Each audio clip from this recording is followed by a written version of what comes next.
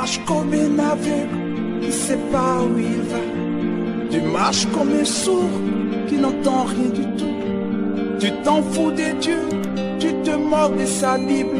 Mais un jour, tu couleras des larmes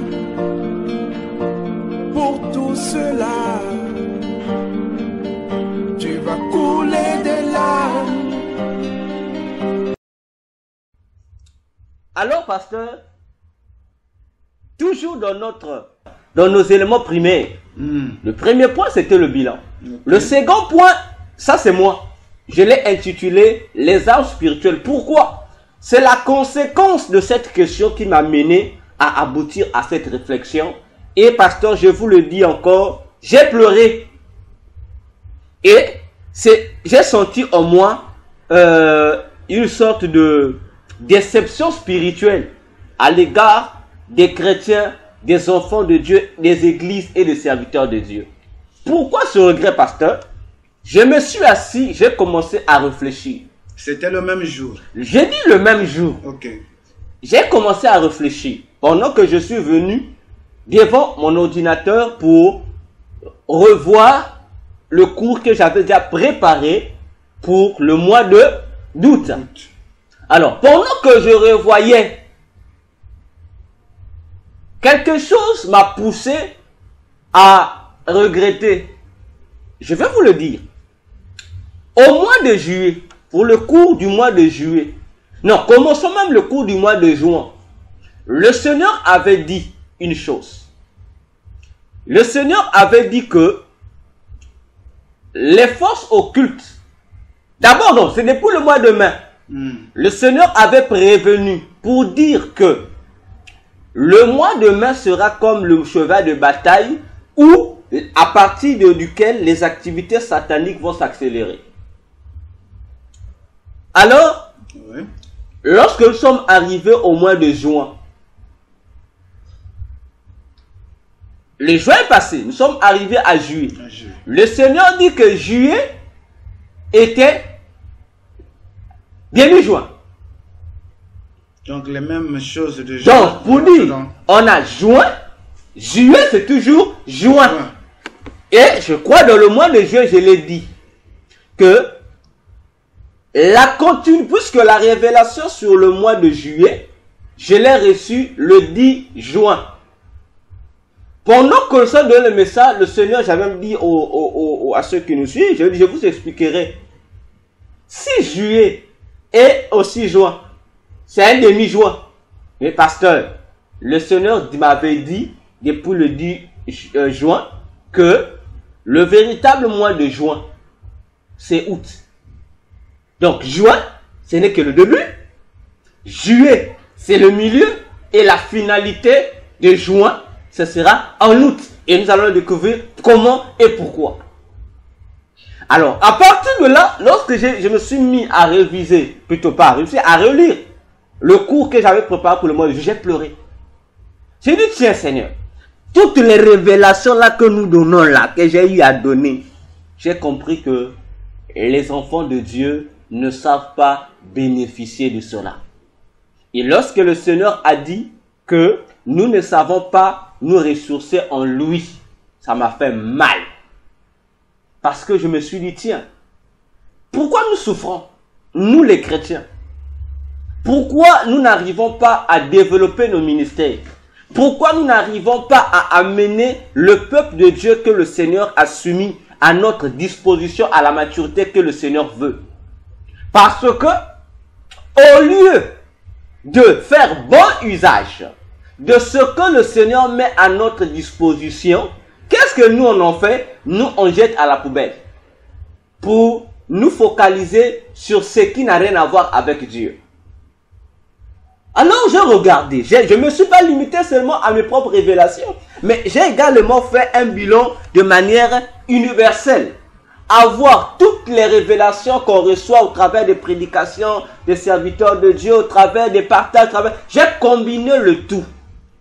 Et j'ai compris que l'église du Seigneur, en ce temps de la fin, a un grand problème.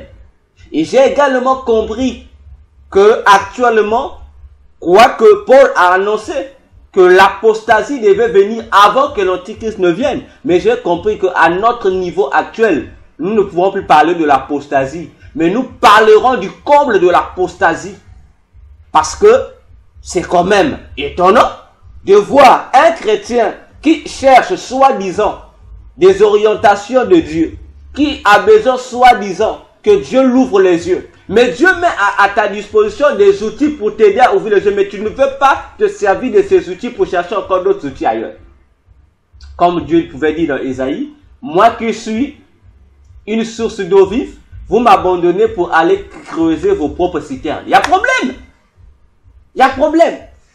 Alors parce que, savez-vous que jusqu'à aujourd'hui, j'ai reçu, il y a au mois oui, en ce début de juillet, il y a un frère qui m'a écrit, il est aussi à Pointe-Noire ici. Ce frère-là m'a écrit un message pour me dire, il dit, à force d'être fasciné par le mal, il dit, on fait quoi? Il dit, on finit par devenir adorateur du mal. Comme pour me répondre par rapport à ce que je fais, à ces études pour le mois de les mois mensuels. 3 jours à peine 3 jours. Nous sommes aujourd'hui le 10. Donc 3 jours, on revient le 10, le 8, je crois le 8. J'ai reçu sur WhatsApp un message également d'un bien-aimé que j'aime bien, qui également m'a dit frère, ce que tu fais là, c'est bien, mais l'essentiel, on n'en a pas besoin, parce que l'essentiel, c'est marcher, dire aux chrétiens de marcher dans la sainteté, d'être saints et de marcher dans mener une vie de justice. Ça nous aidera à fuir les péchés, les pièges de Satan. J'ai encore reçu d'autres bien-aimés, des serviteurs de Dieu, qui m'ont encore appelé pour ça. Mais non, faut seulement laisser tomber autre.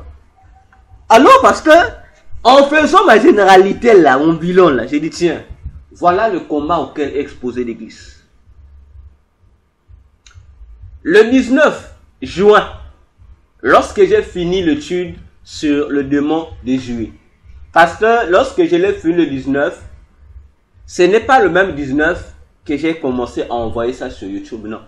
Donc lorsque j'ai fini, on a fini l'émission, ce n'était pas encore envoyé sur YouTube. Les jours qui suivaient, j'ai fait un songe. Donc, il faisait entre 3 heures fort. Dans le songe, pasteur, je vois un tribunal. Et sur le tribunal, il y avait 5 juges.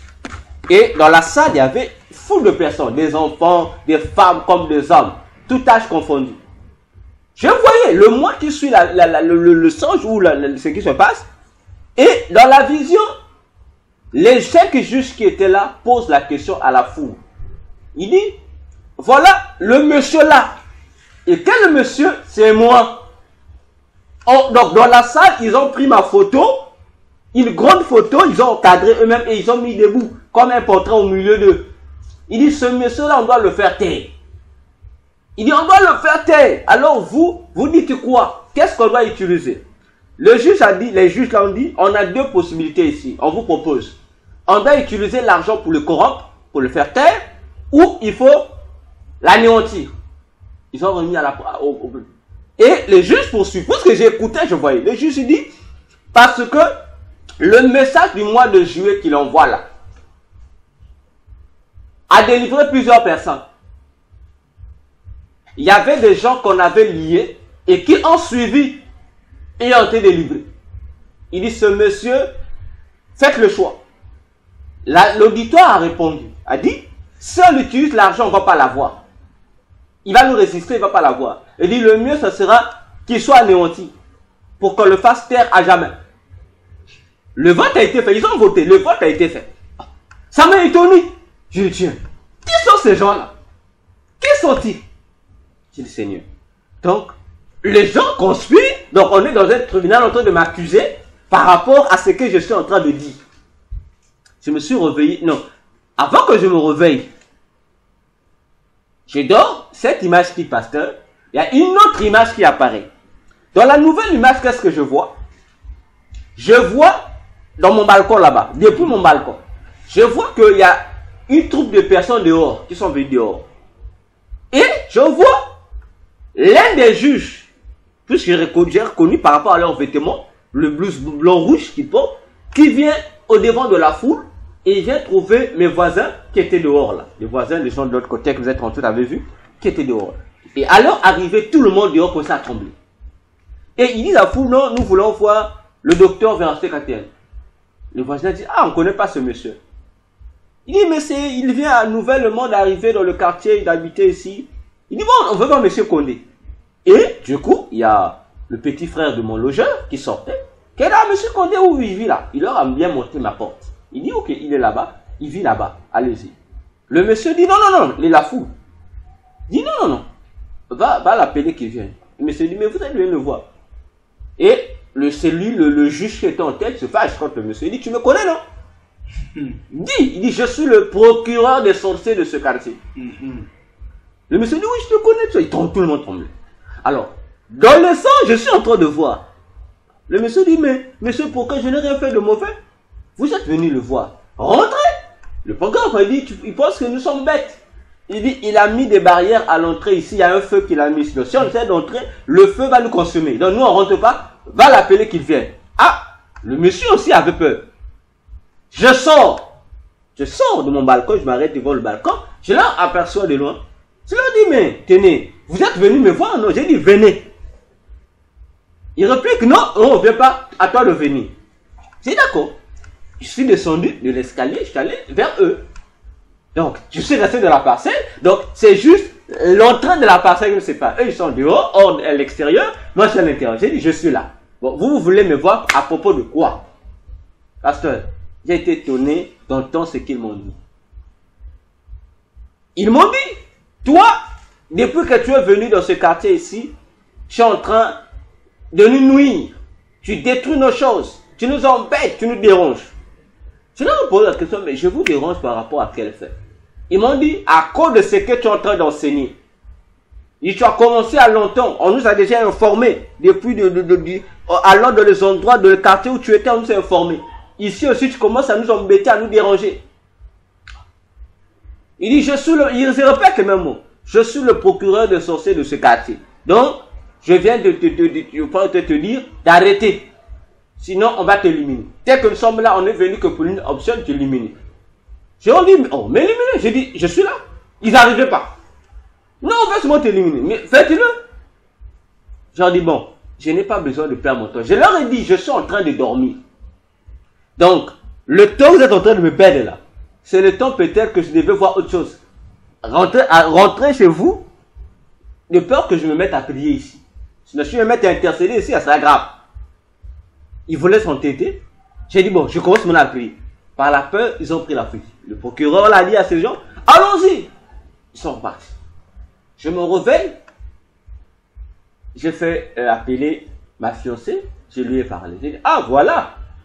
L'échange que je fais ce matin. Les sorciers de ces quartiers-là où nous sommes ont résolu dans leur tribunal, ils ont voté qu'on doit m'éliminer. Donc, voilà. Il faut beaucoup prier pour moi. Pasteur. Elle aussi, elle me dit, oh tiens, moi aussi ce matin chez moi, j'ai fait un songe. Dans le songe, il y a eu 2 femmes qui sont venues ici, me chercher chez moi. Elles n'ont pas voulu rentrer dans la parcelle. Elles ont dit que le tribunal des sorciers leur a mandaté pour venir me voir, me tuer. Elle dit, elle n'arrive pas à le faire. Elle veut quoi? Elle veut que ma fiancée puisse leur donner un coup de main. Et elles le disent ça clairement. Hein. Ils disent que nous voulons que tu nous aides à éliminer ton fiancé. Oh. Ma fiancée? Prenez ça comme un amusement, une blague. Mais arrêtez, c'est quoi que le moment la blague? Les moments ils ne sont pas venus blaguer. Nous sommes sérieux, c'est quand on dit. Donc voilà pourquoi on trouve que le véritable, on a essayé de toutes les manières possibles pour l'atteindre, on n'a pas arrivé. On est passé par les sorciers de notre, les dirigeants de notre club des sorciers du quartier, on n'arrive pas. Donc nous avons été mandatés pour ça. Et nous aussi on n'arrive pas, mais on trouve que vaut mieux passer par toi, c'est plus facile de l'atteindre. Ma fiancée dit, je ne sais pas ce qui m'a pris. Je me suis fâché. J'ai commencé à les réprimander. Et dans le son, j'ai commencé à parler en langue. Je commençais à intercéder, mais je parlais en langue. Je ne sais même pas qu'est-ce que je dis, je parle pas en langue. Et elles ont fui. Elle m'a dit, j'ai dit, il faut faire très attention maintenant. Parce que eux, ils sont déjà alertés.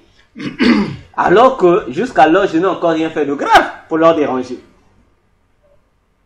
Voyez-vous, pasteur, déjà, alors, en voyant ça, ça se passe en juin. Bon, juin fini, j'entre début juillet, ce sont les frères et les sœurs qui commencent à me faire maintenant ces menaces-là. Les mêmes menaces, c'est que j'enseigne. Bon, alors, pasteur, avant de poursuivre avec notre point 2 sur les arts spirituels, je vous réponds à la question, pasteur. Où est le mal que je fais? Vous me connaissez depuis qu'on a commencé à partager la parole. Dites-moi, qu'est-ce que je fais de mal à tel point que et les sorciers, les agents de Satan et les frères en Christ se liguent maintenant contre moi? Bon, je vois pas, personnellement, je vois pas le mal. Peut-être comme on le dit souvent, des fois, le jeu, s'il est voleur, il ne peut pas savoir qu'il est voleur. Il n'y a que le tu qui est capable de voir pour expliquer à un jeu qu'il est voleur. Alors, pasteur, devant les bien-aimés qui nous suivent, expliquez-moi un peu. Moi, je vais comprendre d'abord. Avant que je poursuive de parler, je veux que tu m'expliques. Bien, mais c'est simple. Je crois que la lumière et les ténèbres ne cohabitent pas. Et les ténèbres aussi dit le Seigneur, les ténèbres ne supportent pas la lumière. Donc, ça se comprend. Et j'allais même dire que c'est normal. Normal? Que tu sois attaqué. Parce que même dans le naturel, oui, les ténèbres ne pensent jamais laisser la lumière occuper toute une pièce. Vous trouverez qu'il y a toujours des ombres. Donc c'est comme si les ténèbres disent non, la lumière, toi tu dois partir, nous voulons prendre de l'espace. Donc du coup, d'abord, tu ne peux pas passer inaperçu, ni peut-être physiquement. Physiquement, tu vas passer inaperçu parce que ceux qui vont te regarder, oh, c'est un jeune, bon. Le jeune qui est là, bon, c'est un petit, non? Ouais. Mais spirituellement, tu ne peux pas passer inaperçu. Tu ne peux pas passer inaperçu, surtout le côté de l'autre monde spirituel. Oui. Ça dérange. C'est comme ce qu'on disait à Jésus-Christ. Toutefois qu'il était rentré dans une contrée où le démon, où le diable avait son siège, ces esprits-là se soulevaient pour vouloir repousser le Seigneur, le repousser, le chasser, parce que sa présence dérangeait. Avant même qu'il ne dise quelque chose, sa présence dérange. Le jour où même il traverse le lac pour là où il est allé délivrer le démon qui avait des esprits. Gadara, disons. Voilà. Déjà, avant même qu'il ne parle, ces esprits-là se sont agités. Oui. Qu'est-ce qu'il y a entre toi et nous? Pourquoi tu es venu? Est-ce que c'est le moment? Et tout ça. Ce n'est que normal que tu vives ces choses. Ça veut dire que il faut continuer. Exact, pasteur. Mais ce qui me tourne, pasteur, pendant qu'on vient me combattre, après d'avoir fini, je n'ai même pas encore... Donc, le message de Dieu n'est pas encore connu du monde. Il n'y a que moi seul qui connaissais qui a fait l'émission. Mais le diable, lui, il a des antennes partout. Il côtoie. Il peut même lire. Il s'informe, il sait de quelle manière il prend les informations. Il n'attendra pas que tu publies. Parce que, qu'est-ce que j'allais dire? Dès le moment où tu es en train de travailler, tu émets des rayons. Tu émets des rayons. Et ces rayons-là, il les capte. ils peuvent décoder. Ils peuvent décoder que veut dire ce rayon. Ils comprennent ce que ça veut dire. Oui. Et ils savent que ça, si ça rentre là, c'est un dégât. C'est ce qui s'est passé avec Jésus. Encore dans le ventre de Marie. Oui. Les ténèbres commencent déjà à s'agiter. Oui. Non, si cette femme-là met au monde, c'est foutu pour nous. Oui. Il a fallu pour le Seigneur faire déplacer de temps en temps Marie et Joseph pour protéger l'évolution de la grossesse jusqu'à ce qu'il soit né. Et même quand il est né, il y a eu des enfants qui ont payé à la place parce qu'ils pensaient tuer celui qui était né, le Fils de Dieu. Ils n'ont pas pu. Sans vous couper, pasteur, c'est que vous me rappelez quelque chose. À peine à la base, c'est la même situation que j'ai subie. Ah non, ça, j'ai pas été informé. Mais qu'est-ce qui a fait que je déménage là-bas? C'est la même situation. Il y a eu une guerre avec les propriétaires comme ça.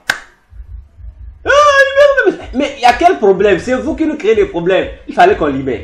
Et dès le premier jour que nous sommes rentrés là-bas à la base, dès que l'on est rentré, la nuit, donc le jour on a fini, on est venu, on est rentré, le premier jour on a classé les choses. La nuit, pasteur, je rêve, un sorcier en train de se balader au riel avec un mégaphone. Il annonce aux autres. Il dit voilà, il est arrivé ici. Je vous informe. Et j'avais informé ma fiancée. J'ai dit, ah, toi qui vas rester ici, moi je veux me répartir chez moi. Toi qui viens habiter ici. On annonçait déjà dans le monde de sorciers que nous sommes là, mais ça n'a pas mis du temps. Là-bas, on a presque pratiquement, là-haut, à la base, là-bas, on a fait, on louait combien? On a fait à peine 3 mois. Donc, non, pas 3 mois. On a juste fait 1 mois. Et c'est le deuxième mois où les logeurs commencent à faire la guerre et libérer les lieux. Donc, et le mois qu'on a laissé, donc le deuxième mois de caution, nos 2 mois de caution qui ont fait 3 mois. Donc, imaginez, bon, j'arrive encore ici, je trouve le même cas. Et c'est pas fini, pasteur. Rappelez-vous, la dernière fois que vous êtes arrivé, on a fait l'émission sur la prière. J'avais mal à la dent. Mais pasteur, mais jusqu'alors, maintenant, quand tu vas me faire mal, j'ai 2 dents, pasteur, le dos supérieur et inférieur qui me font mal. Qui je n'ai pas consulté, on m'a donné. J'ai maman Karine, que Dieu la bénisse, depuis l'Angleterre. Elle qui connaît un peu les produits qu'il faut, tant sur le plan, comme on dit, sur le plan, elle sait fabriquer les tisanes et autres, et d'autres médicaments. Elle m'a donné toutes les recettes pour la dent. Je l'ai fait, pasteur. Pas de suite favorable. Pas de suite favorable. J'ai consulté, tellement ça m'a agacé. C'était un vendredi. J'ai appelé un ami qui est médecin. Il m'a dit non, chez nous, ici à la clinique, on n'a pas de dentiste, mais j'ai un ami médecin qui est dentiste. Donc, j'ai dit vraiment, il était 14h ce vendredi-là. J'ai dit, j'arrive pas. Il faut qu'on se voie. J'ai dit, bon, je vais rentrer à la maison autour de 16h. Comme ça, on ira voir ton ami. On prend rendez-vous pour samedi que on lève les dents là, qu'on enlève les dents pour que tu sois. Pasteur, savez-vous que dès que je descends de l'arrêt du bus, je descends chez nous là, l'arrêt du bus, je descends là, au château là. J'ai dit, je descends au château. Tu revenais de chez le médecin? Non, je revenais du centre-ville, vers le port. D'accord. Je découvre que mon ami médecin est aussi dans les environs. Okay. Donc je descendais au château, j'avais une course à faire vers le marché de Oui pour récupérer un document et puis que je monte pour moi là jusqu'à la maison. Okay. Pasteur, dès que dans le bus, j'étais même mal à l'aise. Mais dans le bus, il y a des bruits. La donne n'aime pas les bruits. J'étais mal à l'aise, pasteur. Dès que je descends seulement du bus là, je descends du bus, je vais prendre le document, j'ai mal à la dent. Dès que je reviens au rond-point, j'ai dit bon, je vais voir mon ami médecin. Comme ça, à notre point de rencontre, dès que j'arrive, je l'appelle le pasteur. Dès que j'ai mis là, la dent cessait de faire mal. Je suis arrivé à la maison, la dent ne faisait plus mal, les 2 dents ne faisaient plus mal, sans arrêter. Ça se savait à quel jour la dent a repris à faire mal? Non. Le lundi. Donc, puisque je peux me prendre le rendez-vous. Toute la soirée là, oh. Donc le rendez-vous est annulé. Annulé. Mais puisque je suis plus malade, samedi est passé, la dent n'a rien fait. Le dimanche, je suis sorti normal, pasteur.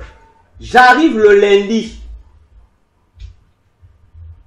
Donc, le peu que j'avais gardé là, j'ai dit, comme je suis plus malade, J'ai utilisé autre chose. Le lundi, je suis vu, la dent fait quoi? Ça revient. J'ai utilisé tous les moyens possibles. Ça se calme, ça revient.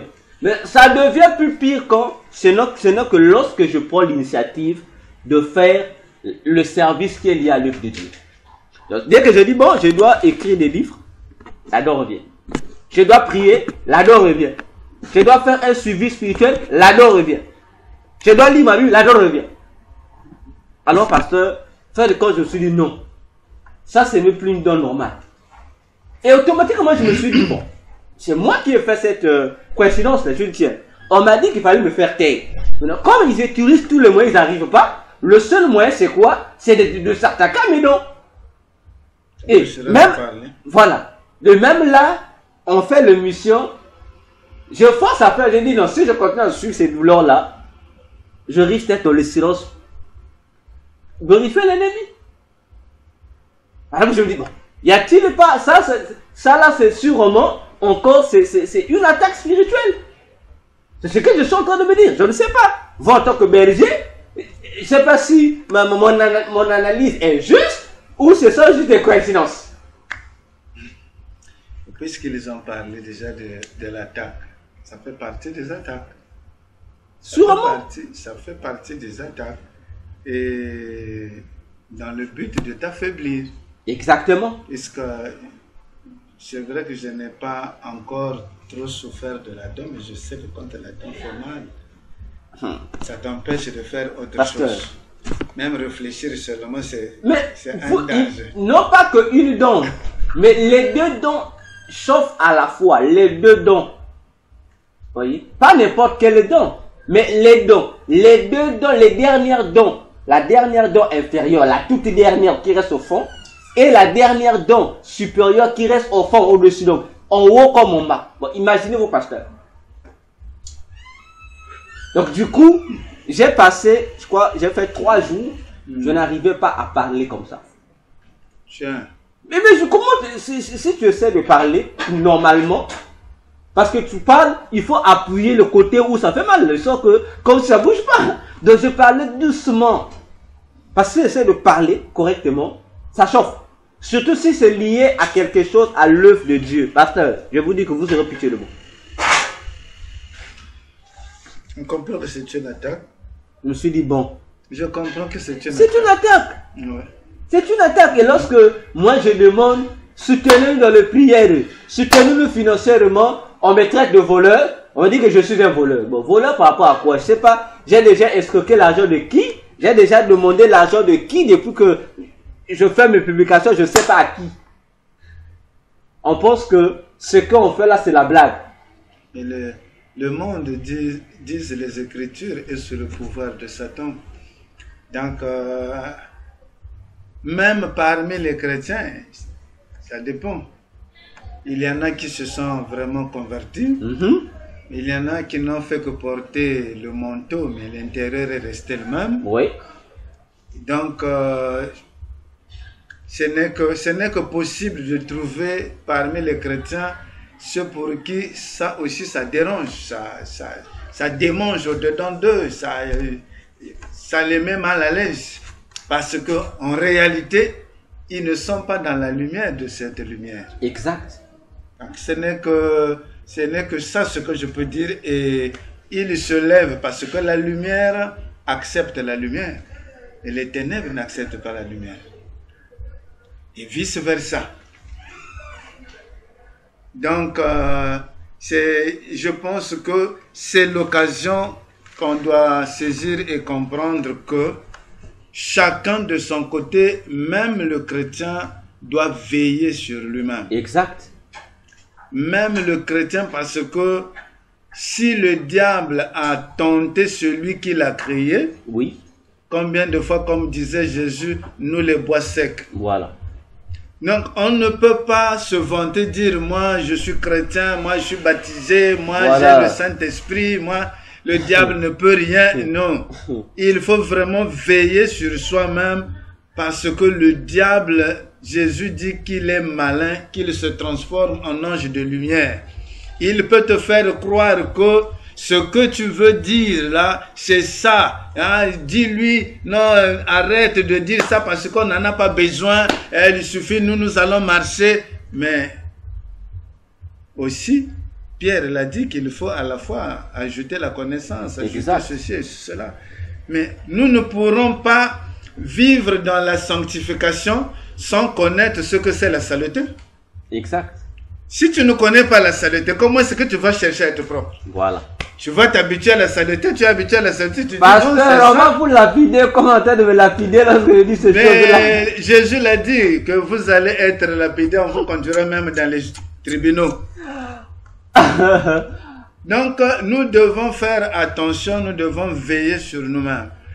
Prions pour nous-mêmes, prions pour les autres parce que le temps qui reste à Satan, lui, il sait qu'il lui reste un peu de temps. Bien sûr. Peut-être que les chrétiens que nous sommes, nous négligeons. On se dit, ah bon, on a encore 10 ans qu'on doit vivre, on a encore 30 ans. Peut-être, même s'il te restait 100 années de vie, ça ne veut pas dire que dans les 100 années que tu connais, tu es libre de faire ce que tu veux. Maintenant, au contraire, c'est maintenant qu'il faut sortir du sommeil, comme disent les Écritures. Amen. C'est maintenant qu'il faut sortir du sommeil. Il faut profiter, saisir de cette occasion. On ne les connaissait pas, les diables. On ne les connaissait pas qui étaient. On connaissait que Satan. Toutefois, on dit, ah, Satan qui était là. Hein. Or, parfois, Satan, ce n'est pas lui directement. C'est un autre. Il faut l'appeler par son nom pour que tu saches que c'est un tel que j'ai affaire. Et c'est celui-là que tu attends. Aujourd'hui, le Seigneur a voulu nous faire connaître ces esprits. Je pense qu'il est important de saisir l'opportunité et ça rentre dans notre connaissance. Ça nous donne aussi la force de combattre. Quand Paul dit « je ne combats pas au hasard oui. », quand je donne un coup de poing, il sait. Donc lui, peut-être qu'il n'a pas donné les détails, mais là-dedans, on comprend que quand Paul parlait, il savait que là, je m'adresse à une certaine catégorie d'esprit. Je sais que maintenant, quand je parle, cette catégorie-là est dérangée. Et les chrétiens sont libérés. Je pense que nous devons saisir l'opportunité. Ça ne sert pas de faire le jeu du diable. Le diable connaît ce qui sent à Jésus-Christ. Si tu penses vouloir jouer le jeu, tu ne seras ni pour Jésus ni pour le diable parce qu'il connaît ce qui l'appartient. Exact. C'est à nous de comprendre que c'est le moment de sortir du sommeil, d'ouvrir nos yeux et de nous lever vraiment dans la prière pour le bon combat. Comme disait le combat de la foi, le combat que nous avons à mener, c'est contre les esprits, c'est pas contre les hommes. Et ces esprits-là se cachent. Tant qu'on ne connaît pas leur nom, tant qu'on ne connaît pas leur manifestation, tant qu'on ne connaît pas leur stratégie, ils sont libres d'agir. Mais dès le moment que ces esprits savent qu'on commence à mettre à nu nos stratégies, ils se lèvent.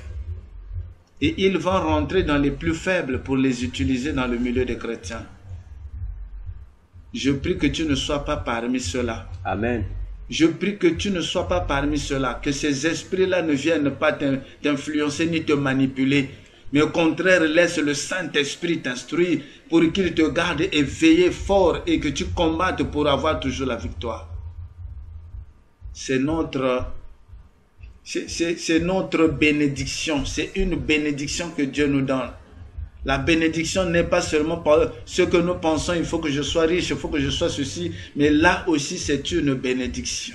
Il faut savoir saisir cette opportunité pour que nous puissions combattre parce que la guerre que nous aurons à combattre, ce n'est encore rien. Amen. Ce n'est encore rien. Mais si nous ne connaissons pas l'ennemi, nous risquerons de nous combattre les uns les autres. Oui. Et finalement, c'est au bénéfice de l'ennemi. Non, formons notre camp, le camp des enfants de Dieu. Formons le camp des enfants de Dieu pour nous préparer. Nous devons prendre ces armes-là. Ça, ce sont des armes qu'on nous donne, que le Seigneur Dieu nous donne. Nous devons les saisir pour que le moment venu, que nous puissions savoir les utiliser contre l'ennemi. Que le Seigneur Dieu Tout-Puissant nous garde. Que le Seigneur nous soutienne. Si tu étais parmi ceux-là, sors de leur milieu, reviens au Seigneur, que la lumière du Seigneur te couvre. Amen. Toujours dans notre point, les armes spirituelles, pasteur, j'allais ajouter, comme j'avais dit, ceux qui, aujourd'hui, j'ai fait un constat, ceux qui m'appellent, vous les frères, je parle du côté chrétien, les hommes de Dieu, les ministres, qui appellent, non mais voilà ce que tu fais, prêche-moi la sainteté. Vous l'avez épinglé en passant. Il ne suffit pas, j'ai répondu à ces bien-aimés, j'ai dit, dans l'amour du Seigneur, je vais t'informer une chose. Lorsque je fais ces études, je parle. Je ne suis pas en train de prêcher Satan, je suis désolé. Ou c'est vous qui écoutez mal, parce que si vous m'écoutez, je ne fais pas le cours sur Satan. Je suis en train d'expliquer ce que Satan fait à la lumière de la parole. Amen. Et j'amène les gens à comprendre la valeur de Jésus. Amen. Mais d'ailleurs, mais ce que je dis, c'est moi qui l'invente. Le Seigneur lui-même le devoir. Il y a des bien-aimés qui m'ont dit, non, c'est que tu vois là, tu lis ça quelque part et autres. Pasteur, je leur ai dit, fallait leur, puisque comme on dit, c'est preuve contre preuve. C'est dit, vous me dites, je lis ça quelque part. J'ai dit, d'accord. Je leur ai dit, vous savez, parce qu'il y a un qui a évoqué, il dit, non, tu suis ça à la télé. Je leur ai dit, ça me fait la dernière fois où j'ai suivi la télé. La dernière fois où j'ai suivi la télé, c'était en 2016. Bon, parce que imaginez-vous, je ne suis pas à la télé. De 2016 qu'aujourd'hui, je ne suis pas à la télé. Que je reste là à suivre la télé, je ne suis pas ça. Si vous me voyez suivre la télé, c'est pour quelques minutes. Sauf lorsqu'il y a un journal où il y a une information qui s'est passée au pays. Formation, pas toute l'information. Parfois, surtout pendant le confinement. Ah non, le président va parler. Je viens écouter qu'est-ce que le président va dire concernant la situation qui se passe. Ou encore, il y a eu, il y a eu tel dégât dans tel endroit. Je viens suivre le dégât. Les informations internationales, je ne suis pas. Alors, pasteur, comment est-ce que moi qui ne suis pas la télé, mais comment ce que je dis, c'est ce qui se passe? Et ceux qui suivent la télé, lorsqu'ils me suivent, ils viennent me confirmer cela. Comment on va expliquer cela? Ce sont eux qui sont dans l'erreur. Ce sont eux qui sont dans l'erreur. Moi, je mets les gens au défi. Mais si c'est suivi à la télé, mais ils n'ont qu'à fouiller cette chaîne-là, ils trouveront eux aussi pour qu'ils puissent s'informer là-dessus. Mais la Bible nous parle des chrétiens de Béret, pasteur. Oui. Ils vérifiaient tous les jours ce que Paul enseignait. Mais je bénis le pasteur Ivadiani. Ce pasteur, pendant qu'il était en Allemagne, il achète mes livres en ligne. Il les lit. Qu'est-ce que le pasteur fait? Il compare ce que j'écris. Il dit, le doc a écrit ceci. Il fait ses recherches, pasteur. Il dit, mais donc, les révélations que tu donnes dans tes trucs là, ce sont des choses qu'on n'entend nulle part. Il dit, je suis pasteur. Voilà, moi aussi, je suis ancré dans ces choses-là, mais je ne trouve nulle part. Mais, lorsque je fais mes recherches, dernièrement, il est en train de lire mon livre sur l'Allemagne. Non, mon livre sur Mystère du ciel 8, je pense, où je dis, la révélation de Dieu, la révélation divine sur l'Afrique. J'explique que c'était réalité.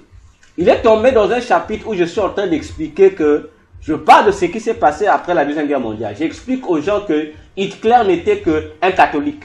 Il était catholique. Et il était au service du Vatican. Donc, tout ce que Adolf Hitler a fait, c'était le Vatican qui lui a donné de le faire ça. Et j'ai dit que Hitler n'était pas mort. Je dis, il n'était pas mort. Parce qu'il s'est dit comment? On nous a démontré. J'ai dit, il n'était pas mort. Et après m'avoir lu, le pasteur Yves a retrouvé dans les archives en Allemagne, il trouve un journal où on essaie d'évoquer les points que je parlais ici. Parce que moi, je suis en Allemagne. Je parle même allemand. C'est même lui qui il a pris ça en capture, il m'a envoyé. Il dit donc, voilà ce que la pression, je confirme que c'est ce que lui vient de dire.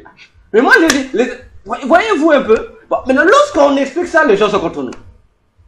Mais les ténèbres. Voilà. Donc, il ne suffit pas d'être saint.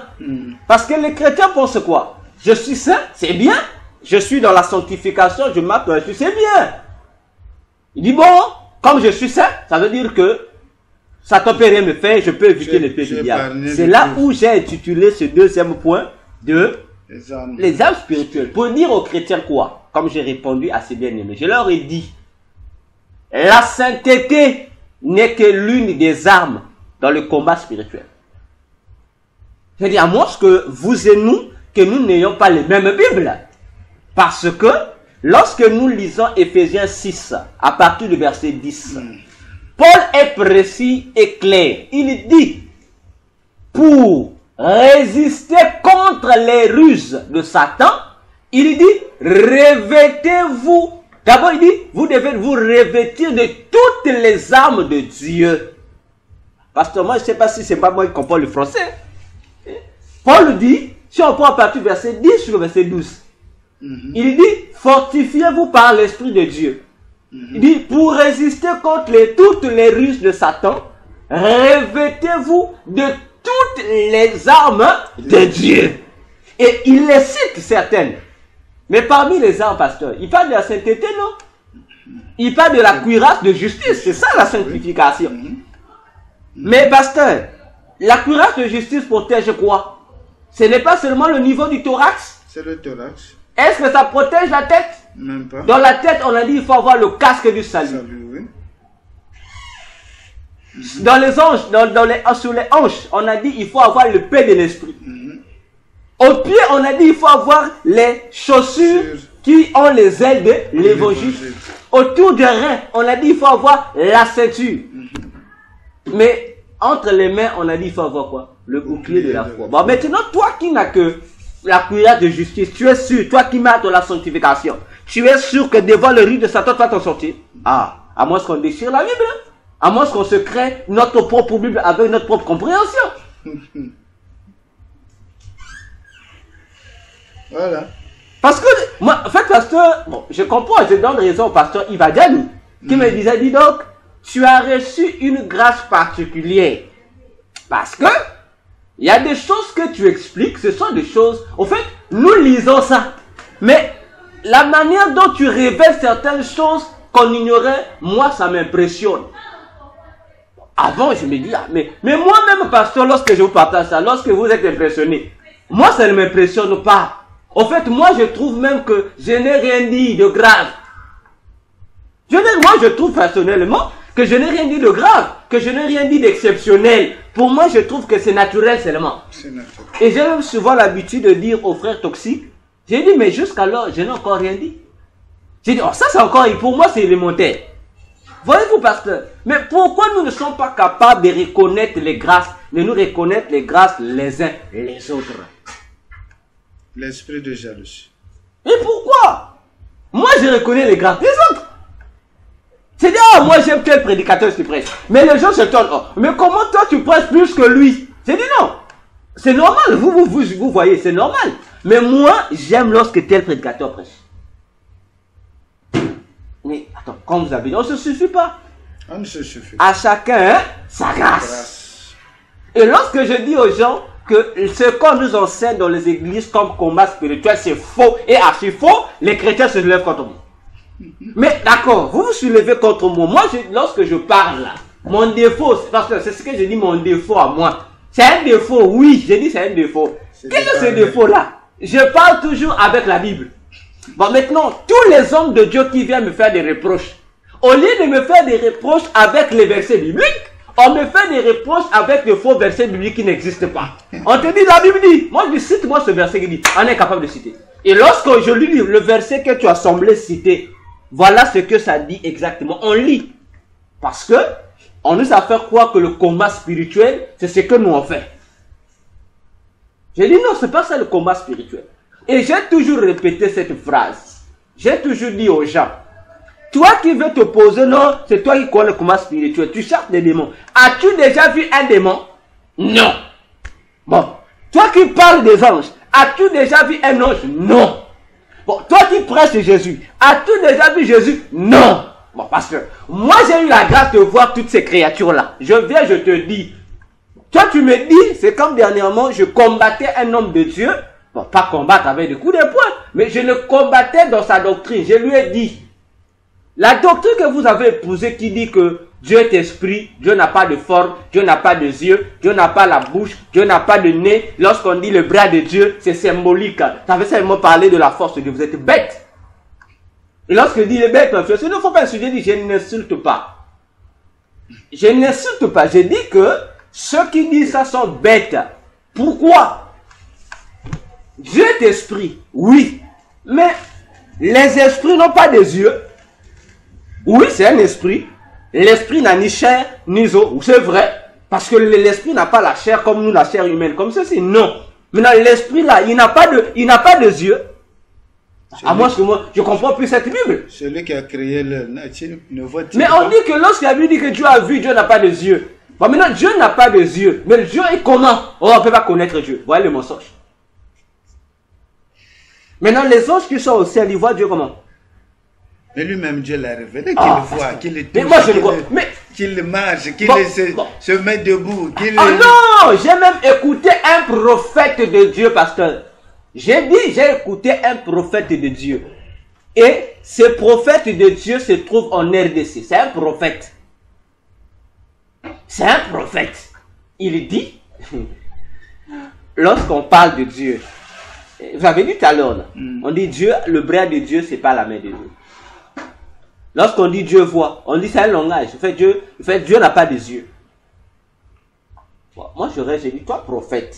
Alors que la Bible dit, le prophète, c'est l'œil de Dieu. Ça veut dire, parmi tous les 5 ministères, s'il y a quelqu'un qui est bien placé pour nous donner la description de Dieu, c'est le prophète.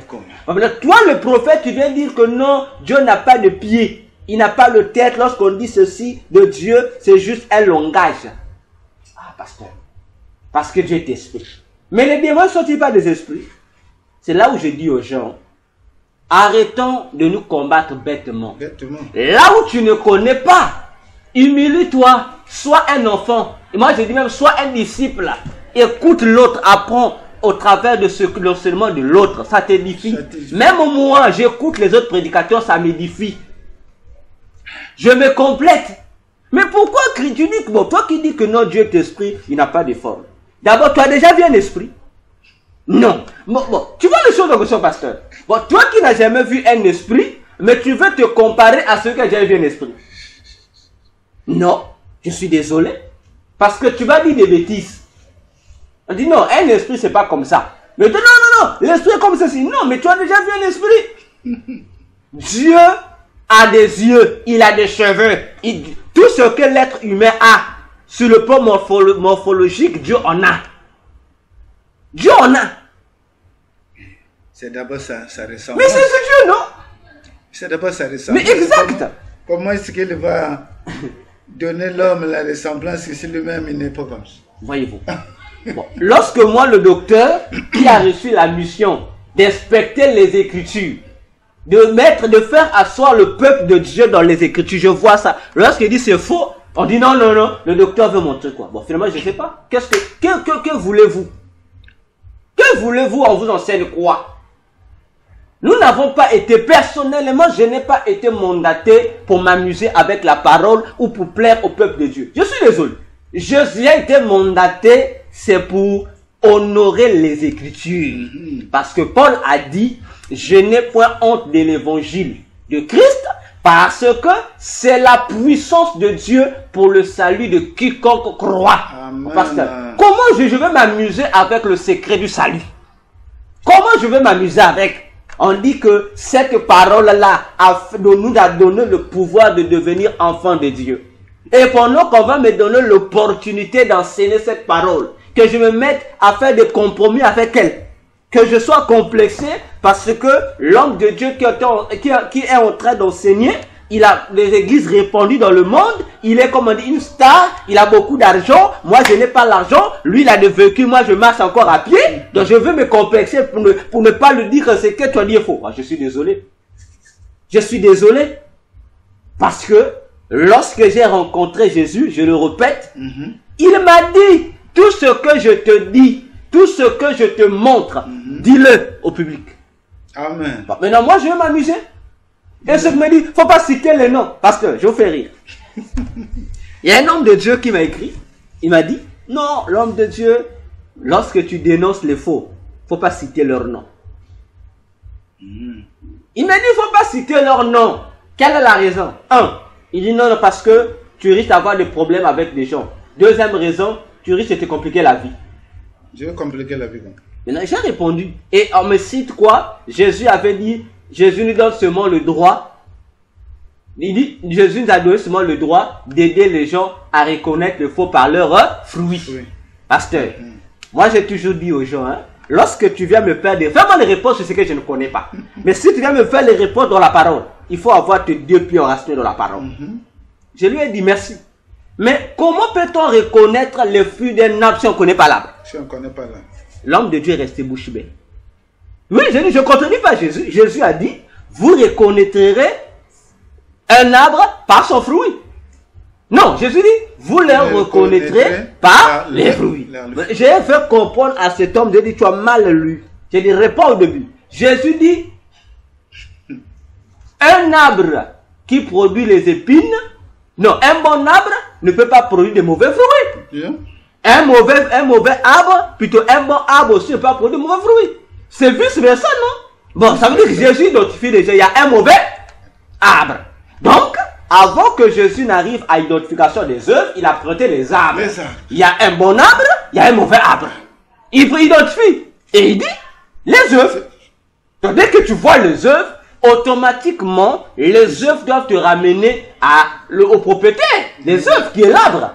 Bon, non, parce que, imaginez-vous qu'en Europe, là-bas, ou en Asie, là, il y a des arbres qui ont le nom bizarre. Ils ont les termes bizarres. Bon, je prends un exemple simple. Imaginons-nous qu'on te parle d'un arbre qui s'appelle cinnamome aromatique. Pasteur, vous connaissez cet arbre-là? Est-ce que je connais même? Je ne sais même pas si c'est un arbre, si c'est un animal. Ok. Bon, maintenant, imaginez-vous qu'on vous dit que ça, c'est le fruit du cinnamome aromatique. Vous connaissez ni l'arbre, ça veut dire que le fruit vous importera pas. Mais si on vous montrait, on dit, voilà, pasteur, l'arbre est là, ça sont ses fruits. Du coup, même 1000 ans après, même si on vous présente plus l'arbre, vous savez, oh, ça je connais parce que tu as déjà vu son auteur. Voyez-vous? Pour dire, d'autres encore, et ça m'énerve. Lorsque je vois des ex-satanistes, des ex-sorciers, qui disent que avoir reçu la mission de Jésus venir témoigner, mais je ne comprends pas pourquoi dans leur témoignage, ils ne citent pas le nom des faux pasteurs qu'ils voient. S'il arrive de côté là, non, je vais citer notre pasteur là, je vais avoir des problèmes. Oh, d'ailleurs, comme disent d'autres, Jésus, lorsqu'il parlait, ne citait pas le nom des gens. Je ne sais pas dans quelle Bible ils ont lu. Alors que Jésus, lorsqu'il parlait, citait les noms. Je parle aux pharisiens. Mais le pharisien, mais attends. Il parle d'Hérode, c'est pas le nom d'Hérode. Tout ça, c'est pas. Mais lorsqu'il faut parler des mondains, des agents sataniques, des musiciens sataniques païens, on cite leur nom, non? Kofi Olomide, mais qu'est-ce que nous on a à la foutre avec Kofi Olomide? Cite-nous les noms des musiciens chrétiens qui sont dans le même loge que les Kofi. Vous ne les citez pas, pourquoi? Ça veut dire qu'au fait, vous voulez conserver vos vies. C'est qu'en fait, vous ne témoignez pas, gardez vos bouches. Parce qu'un témoin, il vient dire des choses qu'il a vues et les choses qu'il a entendues. Bon, on te dit, va témoigner ce que Jésus a fait pour toi. Mais si tu reconnais que dans ton parcours, tu étais occulte, tu étais sorcier, tu étais grand maître, magicien, ne sais pas qui, et tu reconnais toi-même, tu le dis, j'étais aussi avec les pasteurs. Mais nous, comme dit la Bible, nous devons dénoncer le faux qui se sont infiltrés au milieu de nous. Parce qu'ils ne nous appartiennent pas. Non. Comme disait Jean, s'ils nous appartenaient à Christ, ils devaient rester avec nous. Mais vous voulez pas citer non, on a reconnu par les œuvres, pasteur. Mais les œuvres, tu ne peux pas parfois connaître quelqu'un. On dit, bon, le pasteur en question, lorsqu'il prophétise, il a porté des vêtements rouges. Vous savez combien de pasteurs qui portent des vêtements rouges? Donc ça veut dire que vous ne donnez pas de précision. Mais si je dis, non, c'est le pasteur Nestor qui était avec nous dans la loge là-bas. Vous citez le pasteur Nestor Moukomou. Pasteur, automatiquement, on ne va pas réfléchir pour dire, est-ce que c'était pas le pasteur? On connaît le pasteur là. Il faut citer le nom de son église. Et le peuple est sauvé. Moi, lorsqu'il veut citer le nom, les choses sont fâchées. Moi, comme vous avez dit, hein. Parce que je ne sais pas si c'est le même démon qui les anime. Parce que, mais il faut donner nous les précisions de leur nom. Comme j'ai toujours dit, je préfère mourir, avoir des problèmes avec des gens. J'ai dit aux gens, moi je cite les noms. le pasteur auquel je contacte, j'ai cité son nom, il est sorcier ou agent de Satan, qu'il aille me porter plainte au tribunal. Je viendrai au tribunal avec mes preuves. Puisqu'au tribunal, il y a même les télés communs. On va mettre la vidéo du pasteur, regarder dans telle loge. Ça, c'est pas toi. C'est simple, non? Moi, j'ai pas peur de ça. Parce que Jésus nous dit, celui qui perdra sa vie à cause de mon nom ou de l'évangile, la retrouvera. Bon, maintenant, toi, tu ne veux pas citer le nom. Parce que tu ne veux pas avoir de problème. Donc, tu n'as pas compris pourquoi Jésus a fait de toi son témoin. Toi, tu as encore des problèmes. Les apôtres sont morts à cause de quoi? C'est à cause parce qu'on leur a dit, arrêtez. Ils ont dit, nous, on ne va pas nous arrêter. On veut sauver des vies. Mais vous ne voulez pas dire le nom pourquoi. Et vous voyez quand même les faux pasteurs en question, sorciers, venir dans les églises, imposer les gens les mains. Bon, attendez, ça veut dire que vous contribuez à la destruction de l'église. Parce que tu vois le pasteur, c'est que c'est un infiltré. Mais dis au moins c'est un infiltré. Tu ne veux pas dire. Non, si je dis, je peux avoir des problèmes avec lui, parce que comme aujourd'hui, actuellement on accuse les gens de trouver papa. Il y a un problème. Jésus a dit, il n'y a rien de ce qui est caché qui restera caché. Et il va encore plus loin. Il dit aux apôtres, tout ce que je vous ai dit dans le lieu secret, dites-le au jour. Donc, à l'époque où nous sommes pasteurs, on n'a rien à cacher. On dit, parce que ce n'est pas nous. Nous sommes que des missionnaires. Donc, le missionnaire a un colis. Le colis, c'est quoi? La bonne nouvelle. Donc, on dépose la bonne nouvelle, nous sommes partis. Maintenant, si au lieu de donner la bonne nouvelle comme le colis, comme il faut, je commence à enlever dans le colis, non, peut-être le pasteur Nestor, si je dévoile, le pasteur va se fâcher, ou il est... La raison encore qu'ils évoquent, c'est quoi? Non, vous savez, le peuple de Dieu est encore immature, pasteur. Mais il va devenir mature si seulement qu'on lui cache tout.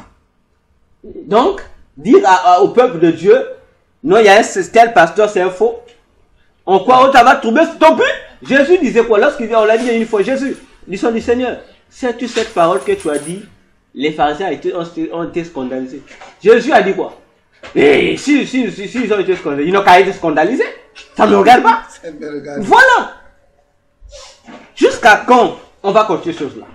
Vous voulez faire la marche chrétienne, mais tu ne peux pas faire la marche chrétienne si tu ne connais pas les principes de la marche chrétienne. Ce ne sont pas les principes anciens qu'on nous a montrés, c'est faux.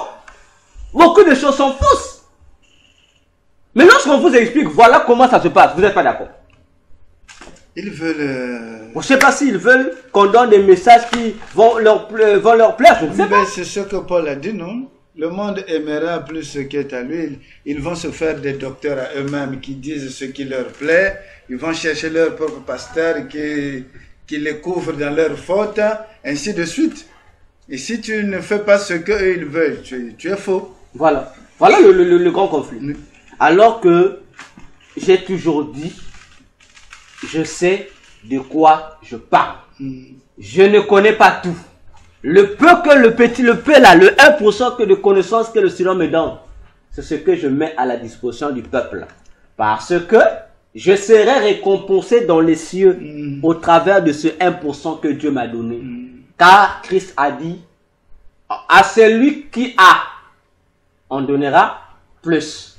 Mais à celui qui n'a pas, même le peu qu'il avait, on va récupérer parce que c'est un mauvais serviteur. Il a caché le don de Dieu. Donc, pour vous dire, bien-aimés dans le Seigneur, n'ayez pas peur de révéler au monde les révélations que le Christ vous a données.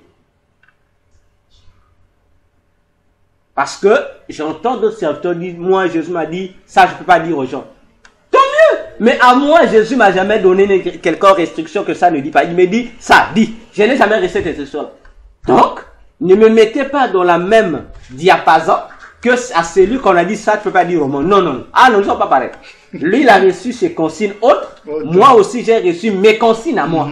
Chez moi, Christ m'a dit, ce que je révèle, je ne le révèle pas pour toi. C'est pour que tu le dises à la foule. C'est ce que je fais. Le juge me dira ça, ne dis pas au monde. Je ne dirai pas. Mais tant qu'il me dit, je reste dans ma consigne, je reste dans ma marche. Le micro ne peut pas garder ce que l'orateur est en train de dire. Mais voilà.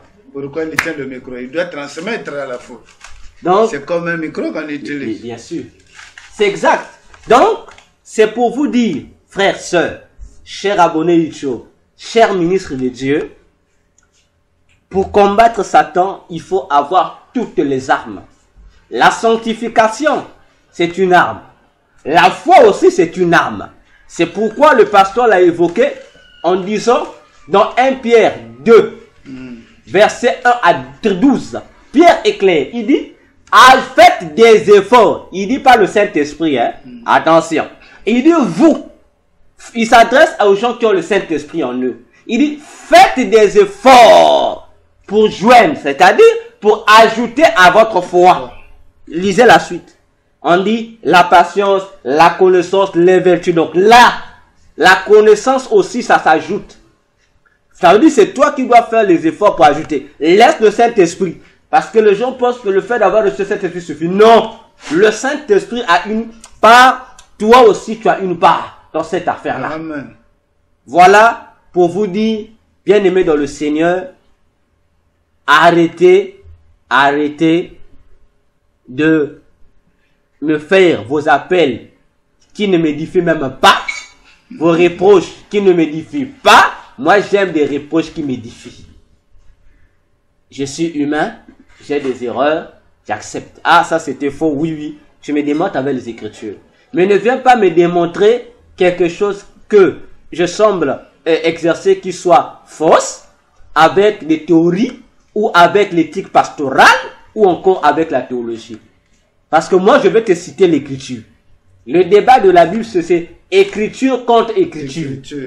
C'est avec l'Écriture. Bon, si toi tu me viens, non, tu sais, la vie, papa, est-ce que la vie c'est la parole de Dieu? Non, tu sais, dans le principe de l'éthique pastorale, papa, l'éthique pastorale c'est la Bible? Non, ne confondons pas les choses, s'il vous plaît. Laissons l'éthique pastorale ailleurs. Laissons la parole de Dieu aussi à part. Ne les mélangeons pas. Ne les mélangeons pas. Donc voilà, bien aimé dans le Seigneur, concernant ce point fondamental. Et nous allons maintenant rentrer dans notre étude sur le démon du mois d'août.